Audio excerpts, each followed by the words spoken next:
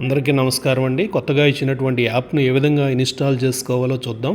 ముందుగా టాప్ మెనూని కనుక క్లిక్ చేసినట్లయితే మనకి దిగువన సెట్టింగ్స్ అనే ఆప్షన్ ఉంటుంది, దాన్ని క్లిక్ చేయవలను. తరువాత జనరల్ అనేటటువంటి ఆప్షన్ కనిపిస్తుంది, దానిని క్లిక్ చేయవలను.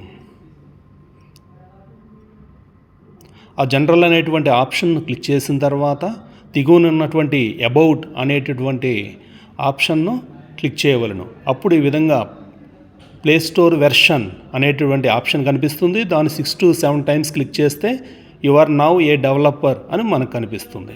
తర్వాత మరలా టాప్ మెనూలోకి వచ్చి సెట్టింగ్స్ ఆప్షన్లోకి వెళ్ళి దానిలో ఉన్న జనరల్ని క్లిక్ చేసి దిగునున్నటువంటి అబౌట్ మీద క్లిక్ చేసినట్లయితే మనకు ఇంటర్నల్ యాప్ షేరింగ్ అనేటువంటి ఆప్షన్ కనిపిస్తుంది, దానిని ఎనేబుల్ చేసుకోవలను. తర్వాత మనకి ఇచ్చినటువంటి ఏపీకే ఫైల్ను క్లిక్ చేయడం ద్వారా అటెండెన్స్ యాప్ను ఇన్స్టాల్ చేసుకోవచ్చు.